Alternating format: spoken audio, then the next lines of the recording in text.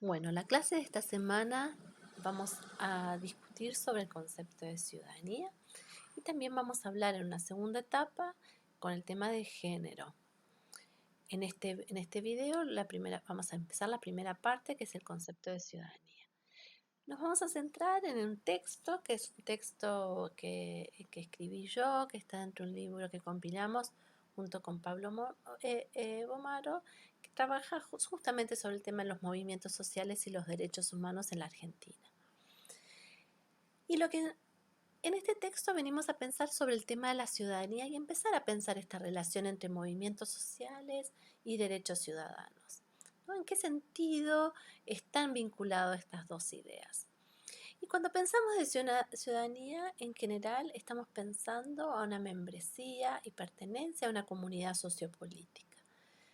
Generalmente es la membresía en la nación, ¿no? Esa pertenencia a una comunidad afectiva. Cuando pensamos, este texto habla de pensar a la ciudadanía dentro de como relacionado con 4 dimensiones o con 4 formas de interpretar el concepto de ciudadanía. El primero es el estatus legal, la identidad, derechos y deberes y participación. Vamos a ir a continuación ahondando en cada una de estas dimensiones o formas de entender el concepto de ciudadanía.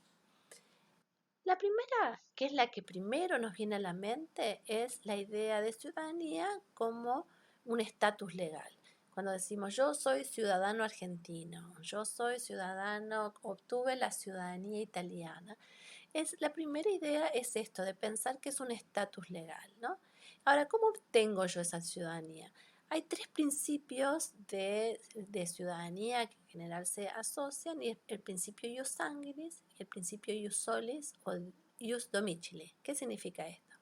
Ius sanguinis es por ser hijo de alguien que pertenece a esta comunidad sociopolítica. Por ejemplo, si alguno de ustedes obtuvo la ciudadanía italiana, la tuvo por ius sanguinis, porque sus abuelos o sus bisabuelos eran italianos o sus padres, ¿no?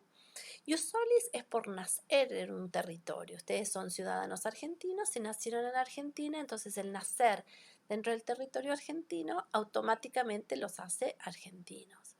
Ius domicili es por haber vivido, por estar viviendo en ese lugar. Por ejemplo, yo no nací en la Argentina, ni soy hijo de Argentina, pero tengo la ciudadanía argentina porque vivo hace muchos años, estoy casado con argentino y obtuve la ciudadanía argentina. Entonces, eso me hace ciudadana por ius domicile. Cuando hablamos de esto, es una ciudadanía que se llama nominal, porque es el estatus legal. Ese estatus legal en cada lugar se obtiene de forma diferente. Por ejemplo, hay lugares que le ponen mucha énfasis al ius solis, pero no al ius sanguinis, o al revés. Eh, Cada lugar va dando ciertos criterios para obtener esa ciudadanía, que es el estatus legal.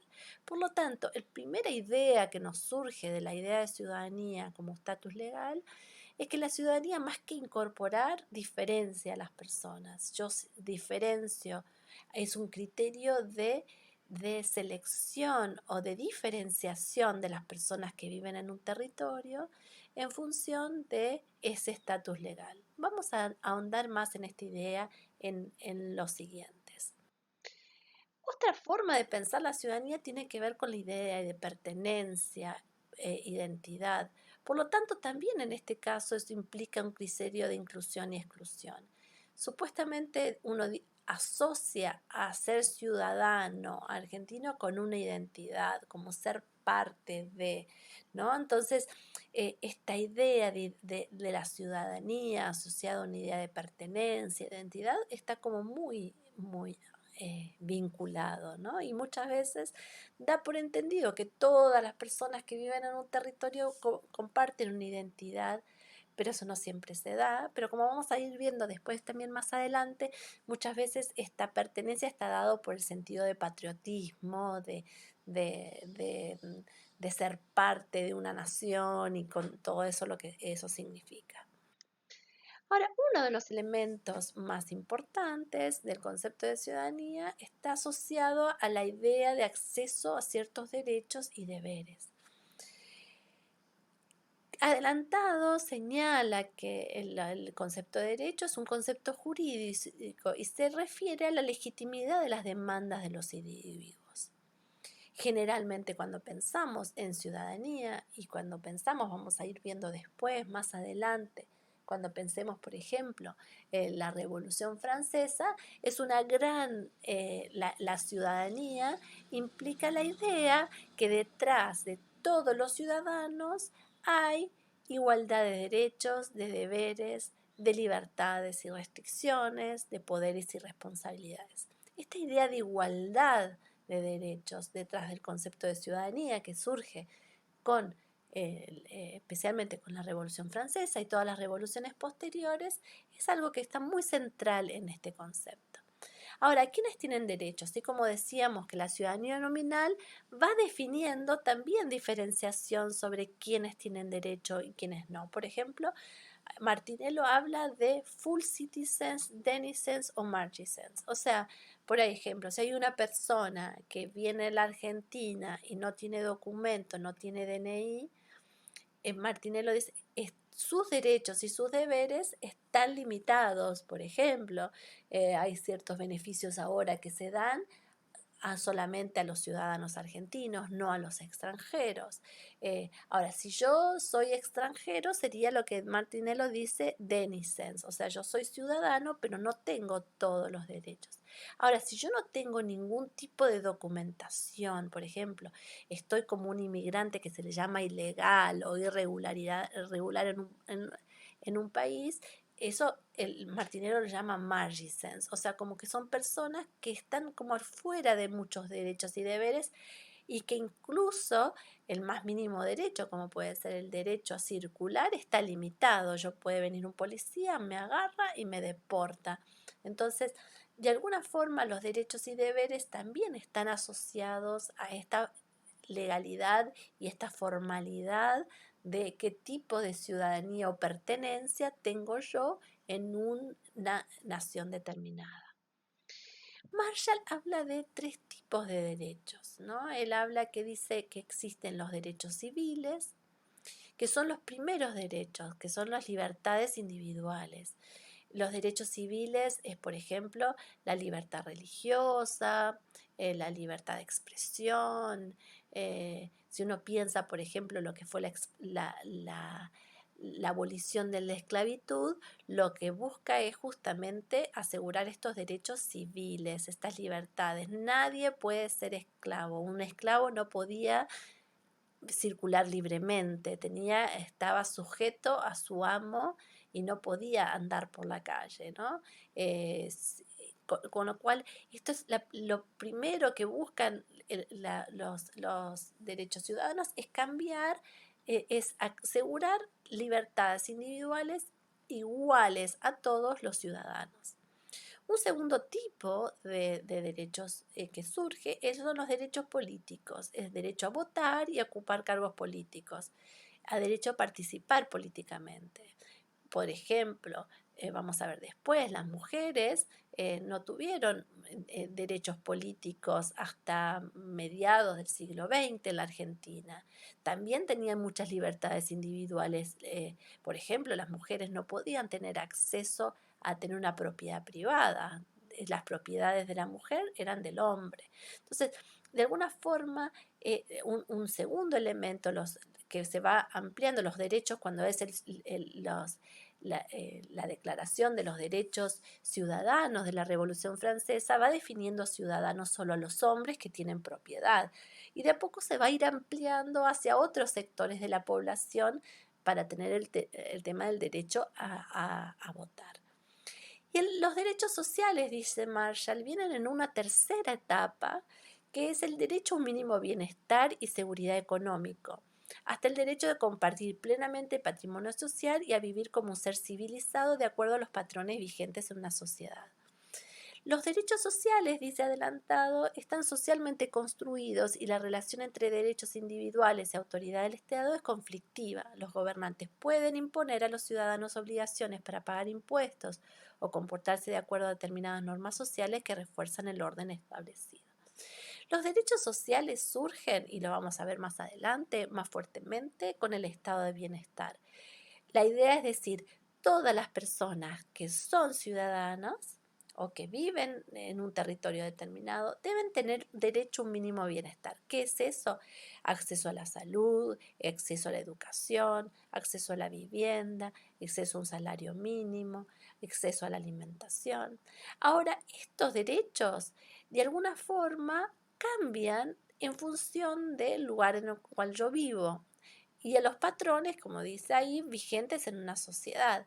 Ahora, el Estado debe garantizar esos derechos y los derechos sociales están en una categoría como diferente que porque muchas veces en la mayoría de los lugares, si bien yo puedo tener garantizado en la Constitución que yo tengo derecho a, por ejemplo, a un trabajo digno, no siempre si yo no tengo un trabajo digno le puedo exigir al Estado su responsabilidad. Y acá es donde estos derechos son como de alguna forma tratados de forma diferente y vamos a ir trabajando un poco a lo largo de este cuatrimestre, un poco estos derechos sociales y la complejidad detrás de esos derechos sociales. Los derechos económicos y sociales son los que es como una segunda etapa de los derechos. Marshall hablaba de derechos sociales y después se va ampliando a decir existen derechos económicos, sociales y culturales, que son los relativos a las condiciones sociales y económicas básicas necesarias para una vida en dignidad y libertad. Hablan de cuestiones tan básicas como el trabajo, seguridad social, salud, educación, alimentación, agua, vivienda, un medio ambiente adecuado y la cultura. Estos derechos económicos y culturales, como le decíamos antes, también tienen que ver con que cada persona tiene el derecho a tener la cultura que desee. Por ejemplo, puede hablar su idioma y los estados deberían respetar esos derechos, por ejemplo. Entonces tiene que ver con la posibilidad tanto de acceder a un bienestar común, como también pensar en la diversidad cultural que existe y el respeto a esa diversidad cultural. Otro derecho, otro concepto que se asocia mucho al de ciudadanía, ya vimos el tema de la ciudadanía formal, como el tema de la legalización, el tema de la participación, de la pertenencia, identidad y derechos y deberes, es el tema de participación. Cuando pensamos en los derechos ciudadanos o la participación ciudadana, generalmente estamos hablando a este derecho a que podamos involucrarnos en actividades económicas, sociales y políticas. Acá está el voto, que puede ser un derecho político, pero también es un derecho político de participación. Yo tengo que tener la posibilidad de que mi voz sea escuchada y es casi un deber y un derecho en ambos casos, porque yo tengo el derecho a participar, pero también tengo el deber de participar para poder desarrollar ciertas actividades dentro del contexto en el cual yo habito. Dentro de esto podemos encontrar a los movimientos sociales. ¿Qué son los movimientos sociales? Muchas veces los movimientos sociales son este grupo no formal de individuos o organizaciones que tienen como finalidad el cambio social. Acá en el medio de esta imagen vemos, por ejemplo, el movimiento por la lucha de los derechos civiles de los afroamericanos en Estados Unidos, que lucharon para que ellos tengan acceso a ciertos derechos que hasta ese momento solo eran para las personas blancas. En la izquierda vemos, por ejemplo, el movimiento obrero. El movimiento obrero fue un movimiento sumamente importante para garantizar, para mejorar las condiciones de trabajo de los trabajadores. Cosas que nosotros hoy tenemos como normales y naturales, como por ejemplo pensar que en un trabajo formal hay derecho a vacaciones, tiene que ser un trabajo de 8 horas y no de 15 o 20, ¿no? Esos derechos fueron un proceso muy largo de lucha del movimiento obrero por mejorar las condiciones de trabajo. Pero también a la derecha nos vemos también una organización que puede ser una asamblea comunitaria, una asamblea social, que tienen que ver con estas agrupaciones de personas que buscan un cambio, una transformación en la sociedad. Estas pero estos movimientos influyen mucho y en el texto hablamos de pensar la ciudadanía nominal, como que tiene que ver con con los derechos que yo tengo, los derechos económicos, sociales y culturales, o mi ciudadanía formal que tiene que ver con mi documento, en un proceso de construcción, donde este concepto de construcción tiene que ver con la construcción de una ciudadanía real, una participación real, un acceso a los derechos real, más allá de lo que formalmente yo tendría acceso. Y plantea 3 niveles. El primero tiene que ver con las normativas, las leyes que rigen el acceso a los derechos civiles, políticos, sociales, económicos y culturales. Por ejemplo, si hay una ley que habilita al matrimonio igualitario o el derecho a que 2 personas del mismo sexo se casen, eso sería una normativa, una ley que amplía los derechos para ciertos grupos de personas. Ahora dice, eso no es suficiente porque yo puedo tener leyes, pero eso no garantiza que realmente las personas puedan acceder a esas leyes. ¿Por qué? Porque hay mecanismos formales e informales que facilitan o obstaculizan el acceso a esos derechos. Por ejemplo, yo puedo tener esa ley, pero en el registro civil me dicen, no, no sé, no podés inscribirte por tal razón, porque tenés tal, o hay ciertos elementos en las sociedades que se ponen, obstaculizan ese acceso. Pasa muchas veces, por ejemplo, con los derechos ambientales, leyes que protegen el medio ambiente, después existen otras normas que los contradicen. Y el tercer elemento es la concepción de sí mismo como sujeto de derecho. Yo puedo, por ejemplo, si yo soy migrante y tengo una ley que me habilita el acceso a la educación de los niños, aunque no tengan documento, yo puedo tener una traba de la escuela que dice, no, si no tiene documento no te inscribo porque acá hay otra normativa que dice que no te puedo inscribir. Ahora, si yo sé que tengo ese derecho, voy a reclamar, voy a pedir distintos elementos para luchar, para tener acceso a ese derecho. En estos 3 niveles los movimientos sociales influyen mucho. Los movimientos sociales luchan por ciertas leyes, después denuncian también cuando hay mecanismos formales o informales que obstaculizan ese acceso a esas leyes, o los denuncian antes para poder acceder a esas leyes, pero también los movimientos sociales ayudan mucho a que la gente se sienta parte, se siente sujeto de derechos y se sienta con la posibilidad de exigir que esos derechos sean garantizados. Entonces, ese es un papel muy importante.